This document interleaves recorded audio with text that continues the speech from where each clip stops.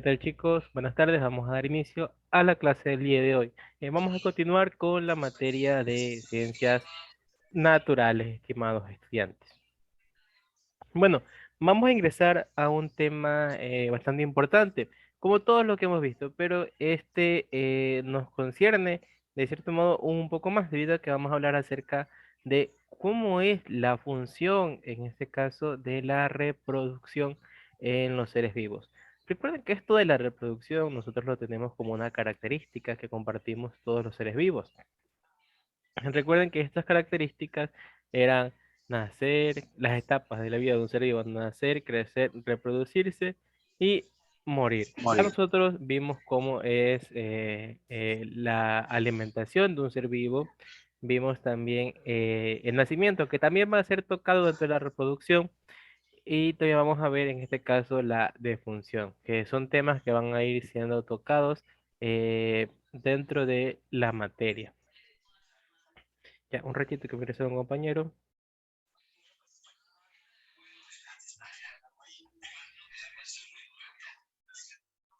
Ya. Entonces, bueno, vamos a ver acerca de esto de la reproducción.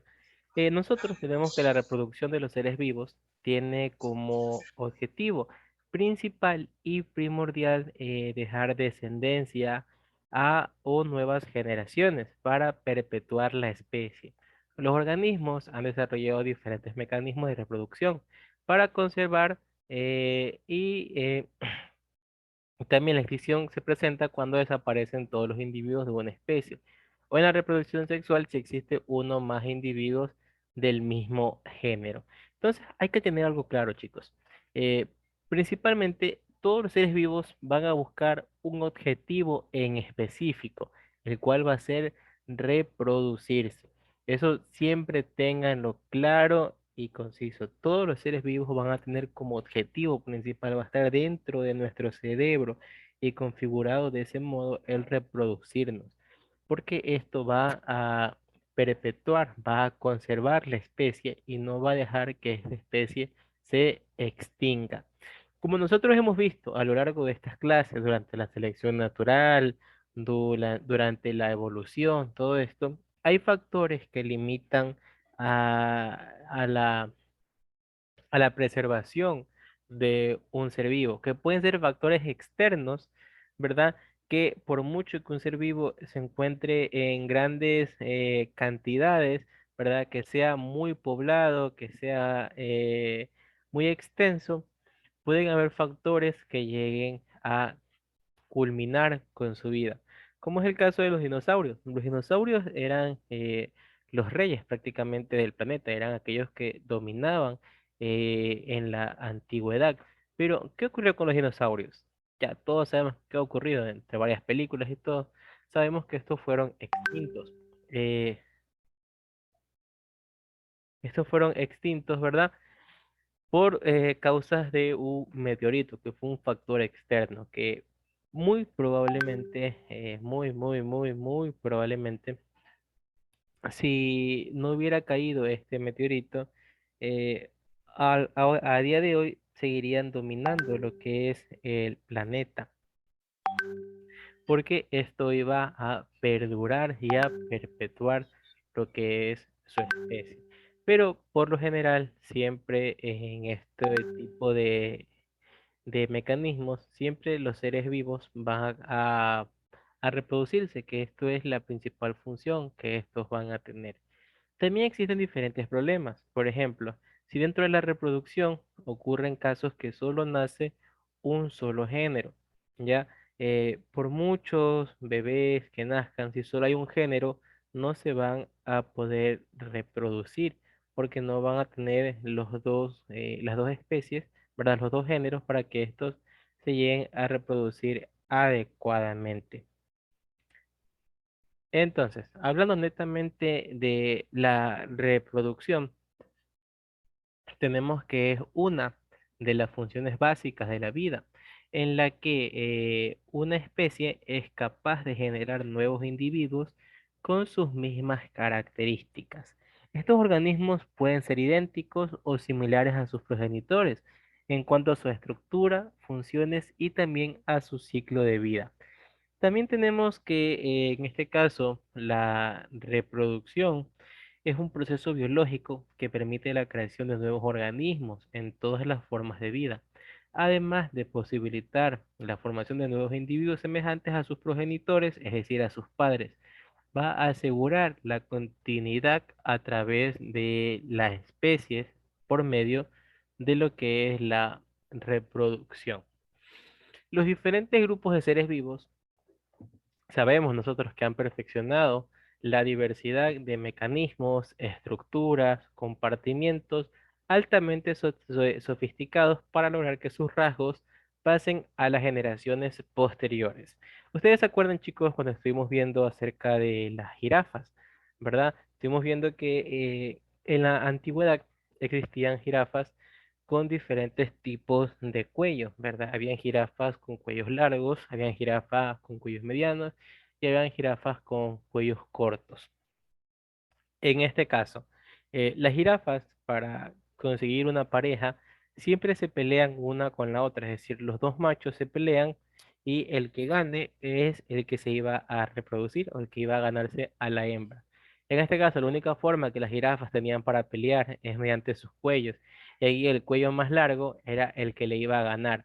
Por lo tanto, si las jirafas de cuello largo se reproducen, y esta es una característica que se va a generar a su siguiente generación, y la jirafa de cuello corto no se reproduce, esta característica se va a ir perdiendo a lo largo de la historia, ¿verdad? Entonces, cada ser vivo, ¿verdad? Siempre le pasa características eh, externas o internas a su progenitor. Por ejemplo, han de haber casos aquí en los cuales hayan padres o madres que tengan los ojos azules y por lo menos alguno de de sus hijos ha de tener el color de sus ojos.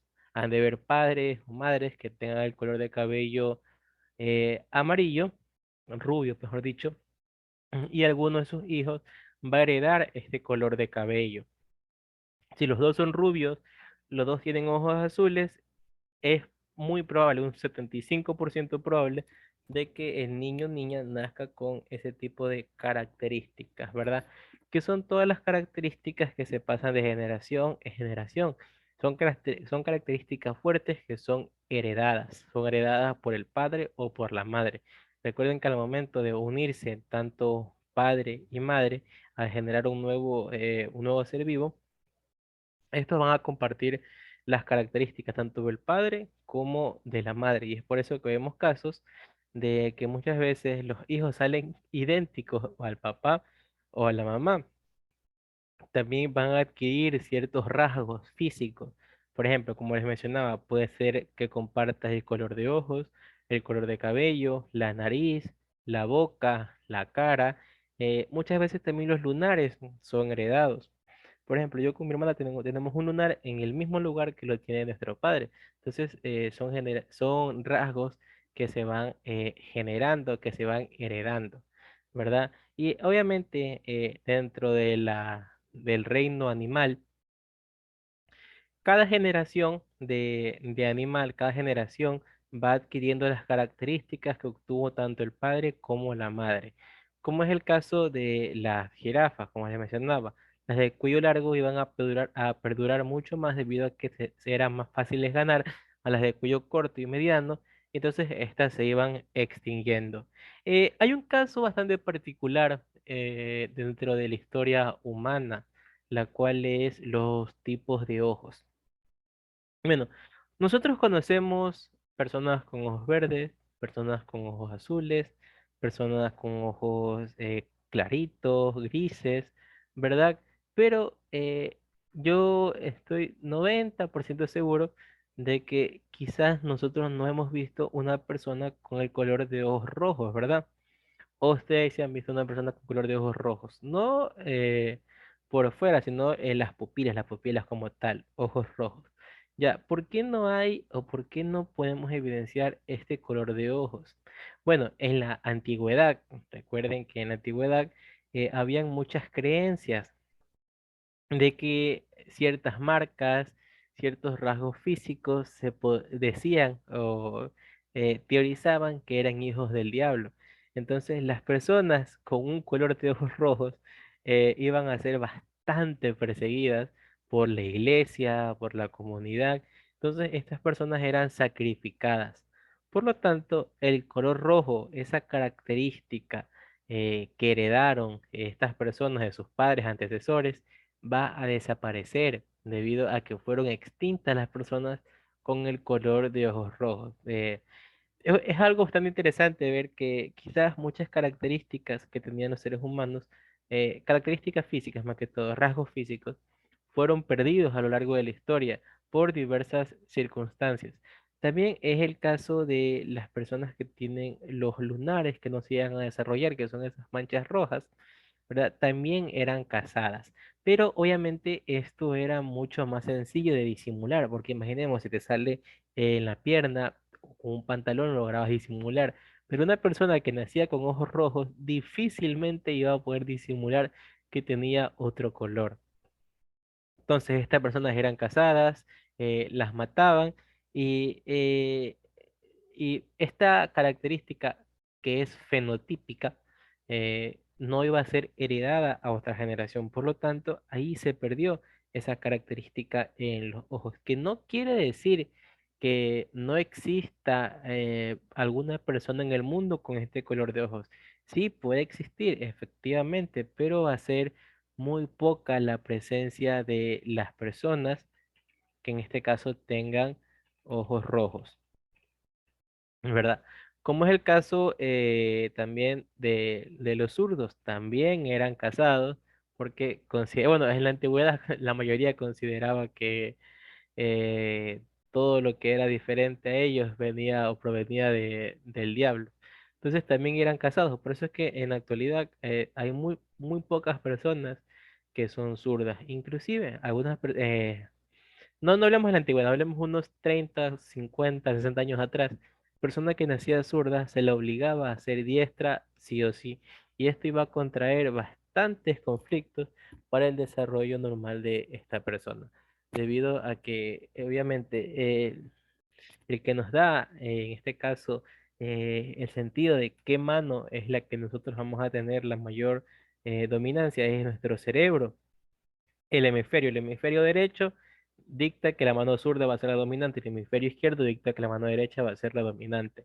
Entonces, si nosotros alteramos algo que ya viene del cerebro, yo les aseguro que esas personas no son buenas en matemáticas, no son buenas en la orientación o en alguno de estos campos que yo les menciono, van a tener dificultades porque les van a decir ve a la derecha y como su cerebro está en conflicto porque fue cambiado, prácticamente obligado a cambiar de hemisferio de control, se van a ir a la izquierda o se van a ir hacia otro lado. Asumo que alguno de ustedes ha de haber vivido algún caso, algún familiar o algún amigo. Como por ejemplo, yo dentro de mi familia yo soy zurdo. Y mi mamá me cuenta que ella también fue zurda, pero ella la obligaron a utilizar la mano derecha. Por eso que ella no se orienta bien, le dicen a la izquierda y piensa un momentito y ahí gira a donde le corresponde. Pero es este problema que yo les menciono. También, dentro de la reproducción, como les menciono, se han estado especializando los seres vivos, como son las bacterias, los hongos, las plantas y también, obviamente, lo que son los animales. Las bacterias como tal han desarrollado mecanismos, en este caso, mecanismos de reproducción que les permiten generar millones de individuos idénticos a partir de una primera célula, tan solo en un par de horas. Los hongos han implementado estrategias entre las cuales se encuentran la formación de cuerpos fructíferos, que son estructuras involucradas que la generación de células reproductivas. Las plantas han producido flores muy variadas para atraer a los polinizadores y así potenciar lo que es su reproducción. Y también han creado resistencia a condiciones ambientales para asegurar lo que es su descendencia. Esto de las bacterias, de los hongos y de las plantas es bastante particular, debido a que siempre todo ser vivo va a buscar la preservación de su especie. Vemos que las bacterias pueden dividirse y multiplicarse millones de veces en solo un par de horas. Los hongos han creado estructuras para generar células reproductivas y es muy especial el caso de las plantas, puesto que las plantas han evolucionado para generar flores. Y estas flores son las que van a atraer a los que son los polinizadores, como es el caso de las abejas, en la cual estas abejas van a ser fundamentales para el desarrollo reproductivo de esta especie. ¿Qué quiere decir esto? Que gracias a las flores que han creado las abejas, las flores que han creado las abejas, estas plantas pueden esparcirse por todo el mundo. Y es por eso que nosotros decimos que las flores, perdón, las abejas son es uno de los animales más importantes alrededor de todo el mundo. ¿Por qué decimos esto? Porque gracias a ellos, un momento chicos, denme un ratito, por favor.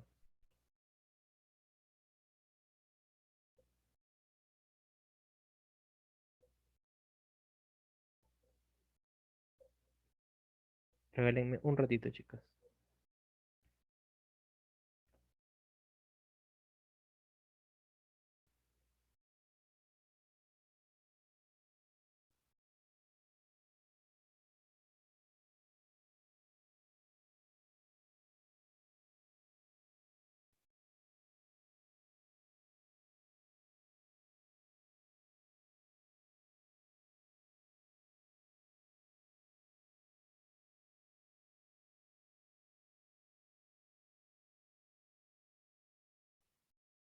Ya, entonces, como les decía, estas abejas ayudan a la reproducción de las plantas debido a que dentro de sus patitas se quedan estos elementos, los cuales mientras van volando se van esparciendo por los demás campos y estos van haciendo que las plantas se reproduzcan. También llegamos al caso de los animales. Estos animales utilizan lo que son técnicas para aumentar la probabilidad de reproducirse y de dejar descendencia. Por ejemplo, el uso de estructuras llamativas para atraer a su pareja, las colas grandes y brillantes de los pavos reales y la sobresaliente melena de los leones son atributos que han desarrollado en los machos para atraer a las hembras. Y miren, además del desarrollo para lo que es, en este caso, la reproducción, hay algo bastante interesante de analizar, en este caso, dentro del reino animal. No sé si les he comentado, pero bueno, vale la pena volver a recalcarlo. Los animales dentro del reino animal, el género masculino, los machos en los animales, siempre son más atractivos siempre son más atractivos que las mujeres, perdón, que las hembras. ¿Cómo es eso de más atractivos? Son más llamativos, de cierto modo. ¿Por qué? ¿Por qué son llamativos estos machos? En primer lugar, es para llamar la atención de las hembras. Y en segundo lugar, y muy importante, algo que nosotros, es algo bastante anecdótico, es que estos animales son atractivos.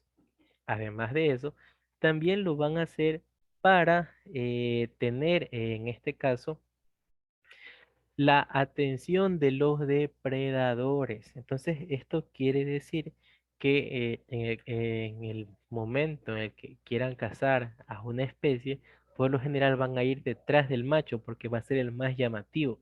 Esto ayuda a la hembra a sobrevivir. Entonces, al sobrevivir, esta puede seguir reproduciéndose. Entonces, es algo característico de los animales que ayudan a la preservación de esa especie muchas veces con la muerte de los machos, porque estos al ser más llamativos van a tener una mejor representación como tal, ¿verdad? Y así es como la naturaleza favorece a las especies, cuyas descendencias poseen características que les permiten adaptarse a su medio a través del tiempo, también tienen mecanismos para prevenir que organismos no aptos se multipliquen, por ejemplo, a individuos provenientes del cruce de las especies diferentes, llamados híbridos. Generalmente son estériles o no pueden adaptarse con facilidad a su entorno, por lo que mueren en este caso de una forma bastante temprana. El material genético. Sabemos que la reproducción involucra el paso de lo que es el material genético a las siguientes generaciones para perpetuar la especie. Se encuentra en cada una de las células existentes del planeta Tierra y está compuesto por ADN, que es el ácido desoxirribonucleico. El ADN es una macromolécula que se encuentra en los cromosomas y posee la información necesaria para que un nuevo individuo se genere y pueda llevar a cabo las funciones de adaptarse, en este caso, a lo que sería su entorno propicio. El ADN y las siguientes generaciones. La mayor parte del ADN se encuentra en el núcleo celular. Este se organiza en forma de cromosomas y cada especie se caracteriza por tener un número específico de estos en sus células somáticas, es decir, aquellas que forman el cuerpo y que se reproducen por el mecanismo conocido como la mitosis, que es un tema que vamos a ver más adelante. Las células somáticas presentan el conjunto de cromosomas completos, en otras palabras, dos juegos de cromosomas que son heredados, uno por cada progenitor, por lo que reciben el nombre de diploides. En cambio, las células sexuales o gametos que producen mediante un proceso conocido como meiosis tienen un solo juego de cromosomas y son llamadas haploides, con H. Los organismos que tienen más de dos juegos de cromosomas se los conoce como poliploides y son comunes, aunque no exclusivos, en las plantas de uso agrícola, como es el centeno. El ADN puede pasar a la siguiente generación por medio de dos tipos de reproducción, lo que es la reproducción sexual y la reproducción asexual. La reproducción asexual es el proceso por el que se generan organismos idénticos a sus progenitores sin necesidad de que dos individuos de la misma especie deban aparearse. Por lo general, quienes presentan condiciones asexuales tienen la capacidad de producir descendencia idéntica en grandes cantidades, como son el caso de las bacterias. Se considera en este tipo de reproducción que es la más antigua y la más sencilla, ya que no incluye modificaciones dentro del material genético. Tenemos el caso también de la reproducción sexual. Esta consiste en la generación de organismos similares a los progenitores, a partir de la combinación del material genético de los individuos de una misma especie. Este proceso requiere lo que es la producción específica de gametos, que al unirse en el proceso de fecundación forman a un individuo diferente con una combinación de ADN. La capacidad que van a tener para producir un determinado tipo de gameto lo va a determinar el sexo biológico de un individuo. Los organismos con gametos femeninos tienen sexo femenino, aquellos que producen gametos masculinos tienen sexo masculino, y aquellos que poseen ambos gametos se denomina hermafroditas. La reproducción sexual es la fuente más importante de variación genética dentro de una especie. Le permite generar a individuos que pueden adaptarse a múltiples circunstancias y así evitar lo que es la extinción. Algunos organismos pueden tener tanto reproducción sexual como asexual durante su ciclo de vida. En ambientes constantes con pocas perturbaciones, estos organismos favorecen a la reproducción asexual, mientras que los entornos variables dan paso a la reproducción sexual, ya que con esta se van a generar nuevos individuos adaptados, en este caso, a lo que son nuevas condiciones que van a estar presentes dentro de la vida. Y bueno, chicos, nos vamos a quedar hasta aquí, ya se va a terminar el tiempo. Nos conectamos dentro de 20 minutos. Dentro de los 20 minutos, recuerden tener una pluma o un lápiz que vamos a realizar una actividad. Ya, entonces déjenme tomar la lista, déjenme parar la grabación.